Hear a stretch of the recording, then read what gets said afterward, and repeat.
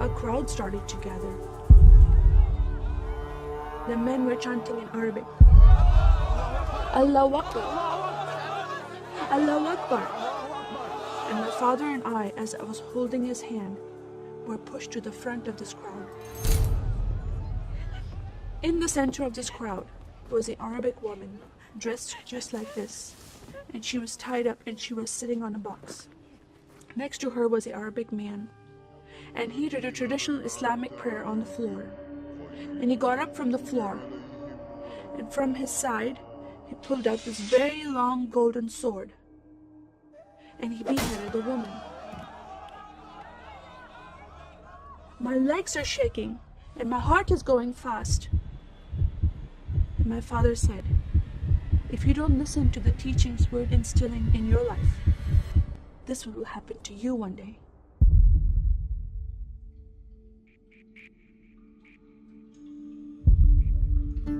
I was born and raised in a small country by the name of Kuwait, a community of 98% Muslim population. 2 of my uncles are imams, and 1 is president of a mosque, where I would hear the call to prayer 5 times a day.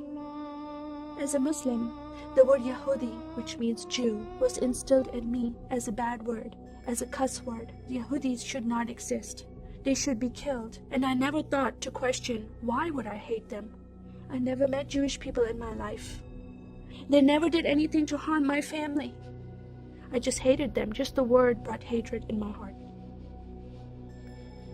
It's very important to learn the Quran and the Hadith and even memorize it in Arabic. I even entered a competition where you recite a long chapter in front of Islamic leaders and teachers.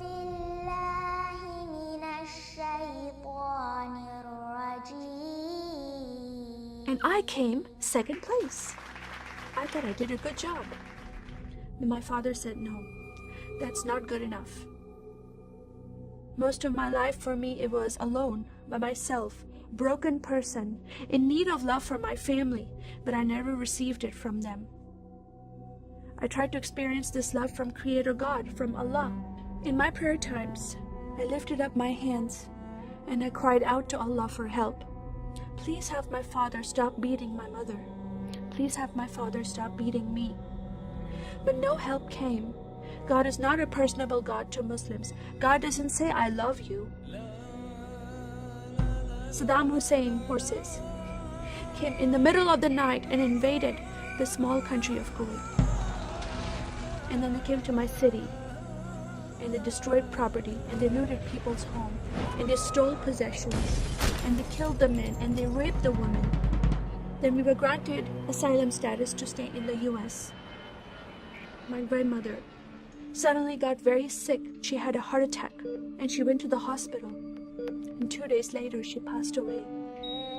I was devastated because I lost my best friend. And this lady approached me and asked me if I was okay.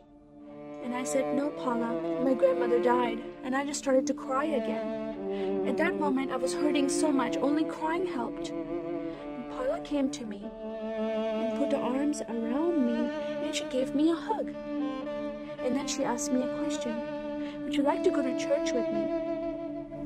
When I walked into this church, I experienced love from these people and acceptance from these people like I've never before. Fellowshipping together. They were men and women together. They didn't have to be separate. No one was judging each other. And they knew I was Muslim. They were so friendly to me themselves, accepting of me and loving of me. And that was really surprising to me. And for the first time in my life, I heard a message from the Bible. He started reading the message about Yeshua. When he walked into the synagogue, he was given a scroll from Prophet Isaiah, and he opened the scroll and he started reading that scripture. That the Spirit of the Sovereign Lord is upon me, because he has anointed me to preach the gospel to the poor. He has sent me to heal the broken heart and to proclaim liberty to the captive and freedom of sight to those who are bound, to proclaim the year of the Lord's favor. First time I heard these words of freedom and healing and liberty. I'm desperate to be freed from bondage. I was held captive in Islam and I wanted to be freed from that. I was blinded with so much hatred in my heart. The darkness broke from my eyes. The veil came off my heart. I knew the decision I was making to leave Islam is a big decision. By Sharia law, Islamic law, it is death penalty. But I'm desperate to know a living God. In that day, I gave my life to becoming a follower of Jesus. This is the God of Israel, God of Abraham, Isaac, and Jacob. And the nation of Israel is God's heartbeat. And I said, God, forgive me. I did not know I hated your people. I love the Jewish people because it's their God, their Messiah that I'm following. And he told me to love them. I never knew what happened to the 6 million Jews that died. I never heard that in Kuwait in history. Now that I met Holocaust survivors, I know their story, and I shared my story with them. Your God, your Messiah, changed my heart, giving his life for me, so I can have life everlasting. He rescued me, he saved me, he came and brought joy in my life again, and I'm a blessed woman. And I start crying, and they start crying, and we are able to relate to each other, and they embrace me, and they love me, and they experience some healing, I believe, when they hear my story. That is a privilege to have that in my life. I am one for Israel.